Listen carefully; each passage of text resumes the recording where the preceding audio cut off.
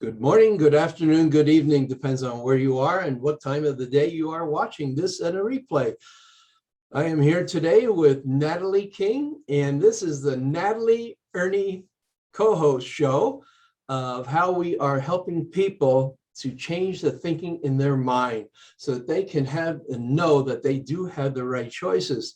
And we came up with this in our last show, this kind of a topic. So Natalie, why don't you take it from here and let's hear from you. And before I do that, I want to let people know that we do have the eFit mini gym. Now, Natalie tells me that the people over in the UK have smaller homes, and this would be a great fit for somebody in the UK. But we do have that around the United States where people travel and they take it to hotels. Unless you have a small closet, you can put this anywhere. So you could do this just about any place, and it's under $200. And if you put my code in there, Ernie20, you'll get a $20 discount when you do that. There is shipping involved, but I can't control that. So Natalie, why don't you take it away? And today's topic is making a choice. You do have a choice. Natalie. So thank you, Ernie. And yes, Ernie's link for that will be on my YouTube channel. So you can just click it and order this great little gadget that you can store underneath the stairs or in your toilet downstairs or whatever. It's a great gadget. Anyway, choices. Choices are very powerful, and making the choice to choose as well, which is very powerful. And quite often what happens is you sit and you do nothing, and you carry on the way you don't like your job, you maybe don't like the way that the relationship you're in or whatever it is, but you do nothing about it. That's a choice that you've made. You've chosen to not create any change. You've chosen to let things just keep going the way they're going. Is that where you want to be? Is that something that you want to just carry on in this job that makes you miserable, the relationship that makes you miserable, the area that you're living in that makes you miserable, whatever it is? Do you just want to sit there and stay in that place? Or do you want to take the active choice and make a difference and create a change? Now, Ernie and I both have come across this in our lives. We've been confronted with having to make a choice. Do we stay doing what we're doing, or do we make a choice or choose to create that change? Sounds simple, doesn't it? Don't you think it's simple, Ernie? It does sound simple, but a lot of people like myself 15, 20 years ago, when Andy Andrews, the clean comedian and known author in the United States here, told me right to my face that your choices in life, your thinking got you where you are today. And that was kind of a slap in the face. And I knew I needed to change and I needed to make different choices, but I didn't know how. And a lot of you out there, you're wondering, all right, yeah, I'm willing to make a choice. Like I was 15, 20 years ago, I was willing to make a choice. What choice would that be? How do I make a choice to change my life? And I let outside influences affect my decisions sometimes. And I will give you a true life example of a guy named Fred that I talked about last night at another conference that I did. And I did a speech on this guy named Fred. And in fact, he was going for his master's degree in business, and he received a C for his thesis that he turned in.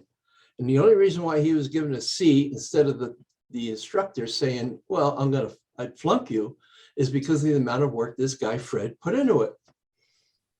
Well, Fred didn't let that deter him. And years later, he used that thesis to make his business. His business is known today as FedEx. Back then it was Federal Express.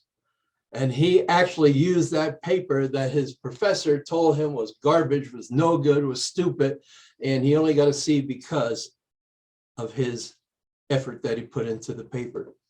This guy, Fred Smith, actually went to Chicago one week and tried to get a payroll of $29,000 from banks, and they turned them all down flatly. and he went to Las Vegas. He never gambled in his life. He saw a sign that said Las Vegas, so he went there and he gambled blackjack table and he won $27,000 and he came back and met his payroll. And that is how the younger Federal Express, known as FedEx today, actually worked back then. So he had a choice. He could actually do what was in his mind, or he could actually ignore it, and you wouldn't even know that FedEx was in existence today, or Federal Express. Now, I'm not going to talk about the good or the bad of that company. I'm just going to tell you that people have a choice. I had a choice.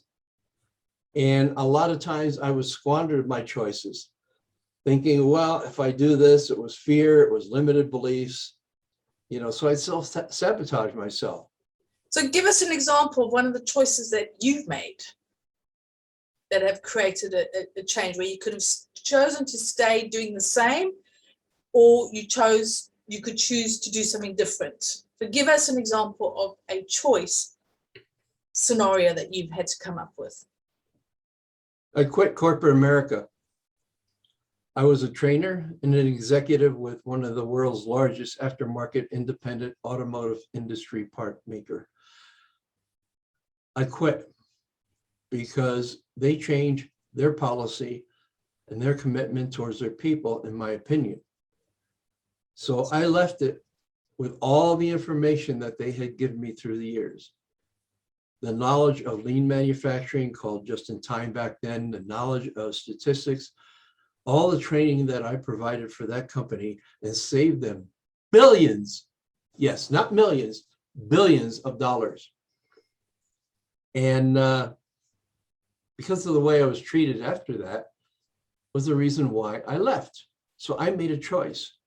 And I went into the restaurant business and was successful from the day open till the day we closed. And the only reason why we closed is because we put in so many hours, we had to hire people to sleep for us because we didn't have time to do that. Those were some of the choices. How about You had the choice to either stay with this in corporate America and just take whatever they were dishing out, or to leave with this knowledge that you gain. And that's the great thing with knowledge. It doesn't matter who you're working for or where you've been, you always take this knowledge with you. Knowledge is, once it's there, it's yours. You take it with you. You don't leave it behind. You might need to leave the paperwork behind, but that knowledge is still in there. So that's great. So that shows how different your life went or became because you made the choice to leave and not to stay. And the easy choice would have been to stay because you knew what you were doing. You had the knowledge, like you said, you even though the situation might have been uncomfortable, but it was your comfort zone, but you decided to leave, take a chance, start a restaurant. And that could have gone in so many different directions. But the thing is quite often people don't choose to do something about it because they're in their comfort zone. They might be miserable. Just because it's a comfort zone doesn't mean it's a happy place. It's just what you know. So like you said, Ernie, you had all that knowledge from what would you say, the lean machine or something, or all this corporate knowledge, the statistics, the stuff that you had gathered. That's your comfort zone. And instead you went into the restaurant business, which is like, no, hang on a minute. There's no sleep in the restaurant business. It's highly, competitive. It's a total different kettle of fish. It's a different way of working. That wasn't your comfort zone. Well, it was and it wasn't. My wife and I worked so many hours, like I said, we didn't have time to sleep.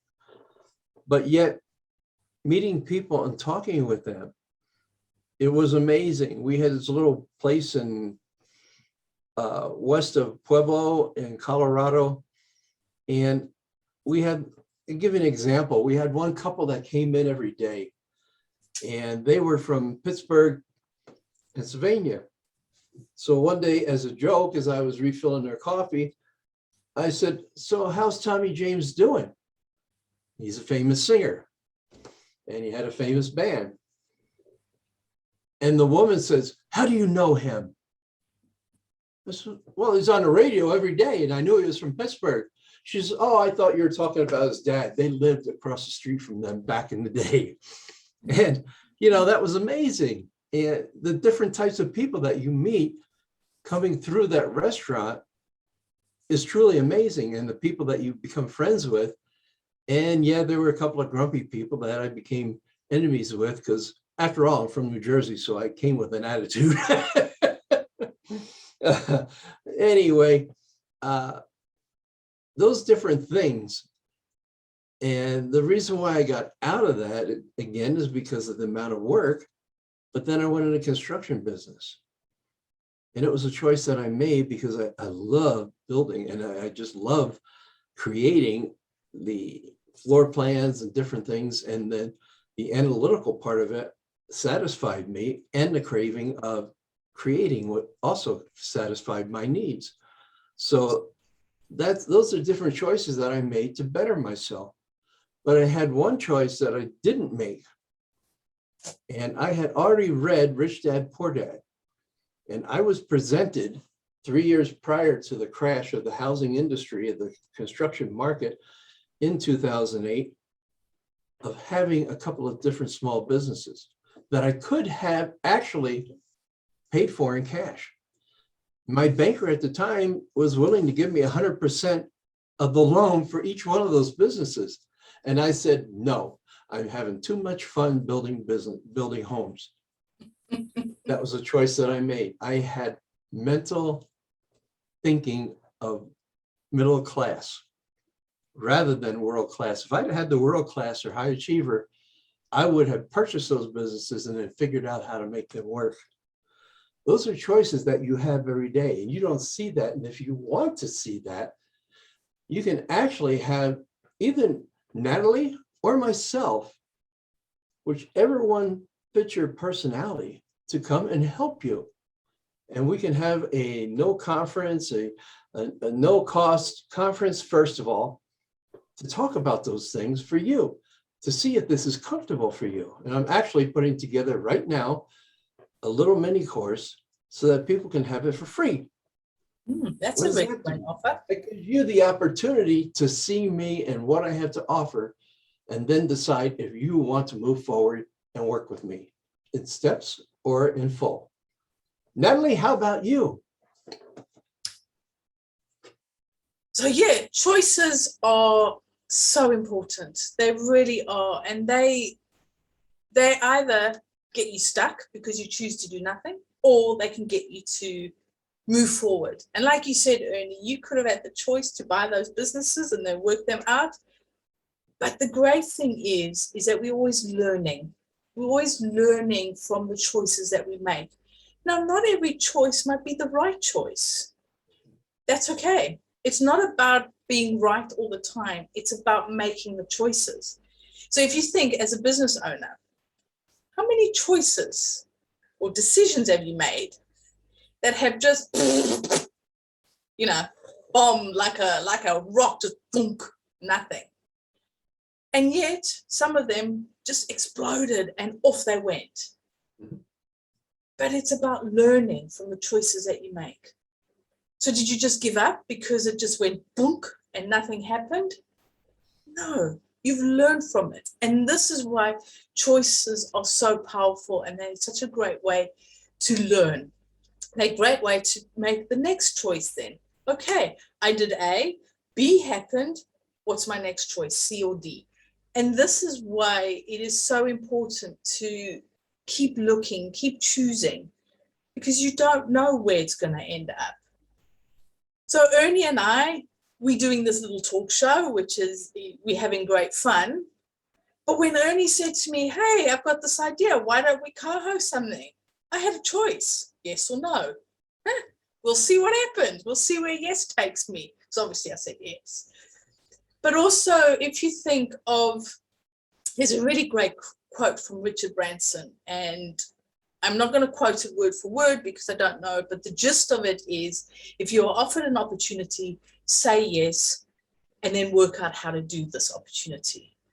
So I always say yes, panic, oh my God, and then work out what to do with this choice that you've made.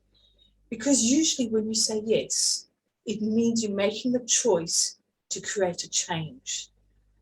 And it's getting you out of that comfort zone that you're in, that you are just choosing to stay in. It gets you out of it. And then what happens? What's the next step? And this is what makes things exciting. This is what creates something different. Now, we in the Northern Hemisphere, we are in autumn. And I know there's different parts of America and the UK that experience autumn slightly differently. But look at the trees. They're changing their colors of their leaves. They're dropping their leaves. They're creating change. They're making space, because what happens in the spring? Something exciting happens in the spring. But if autumn didn't happen, if those leaves didn't get dropped, if there wasn't that change, new opportunities from spring wouldn't be available, wouldn't be able to happen. So think of making a choice as being a tree in autumn. Do you hang on to those leaves for dear life? Or do you let them drop and say, okay, let's see what happens? It's exciting. I think. That's true. Yeah, that's very true. And, you bring about another thing, that change is consistent, whether it's the same change every year or different changes and things of that sort. And the world is torn apart today because of people's thinking. Some think, well, I think this way. Another part will say, I think that way. And people are actually polarized because of that. And their thinking. Come together and understand what the other person is thinking before you make a judgment. And I'll give you an example. I used to look at Alice Cooper, the singer, on stage as the way he portrayed himself, as thinking, well, this is some kind of a weird guy, a druggie, or what have you. And there's nothing further from the truth. Because a friend of mine that I'm going to see next month in Arizona actually interviewed him and knows him very well. And this Alice Cooper is really phenomenal. He gives and gives and gives. And what he is doing is opening up centers all over the United States to help children who would have been in gangs, to bring them out and to take them against drugs and actually help them find a life. He's offering them a choice. Mm-hmm. That's exactly and he's what made a choice as well. Yes. So, I encourage you to look at choices. Will this choice that I make get me closer to my goal? Oh, you don't have a goal, you say. Well, maybe you ought to get one. Think about it 5 years from now. Where are you going to be? Would you like to be in a 10,000 square foot mansion? Would you like to have a jet? Would you like to have a Lamborghini? Most people on this call would think, oh man, I don't think I really want that. And yet the world-class people, the people that are despised, the rich people, are saying, how can I get that? How can I make that happen?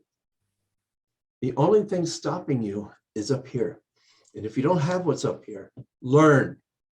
I'm constantly reading. I'm constantly watching videos. Do the same thing. Otherwise, I'd be stuck. Right now, I can go anywhere I want, anywhere, and do the things that I want to do from any comfort instead of being tied down. I think we've just got our topic for next week. Learning. I think so. Learning and the power of learning. And I'm not just talking about degree type of learning. I'm talking about learning that you can get from books, that you can get from experience, that you can get from ideas. And you can even get learnings from having a conversation with somebody else to see what their perceptions is or what ideas they have. So I think our next topic needs to be about learning. I agree with you.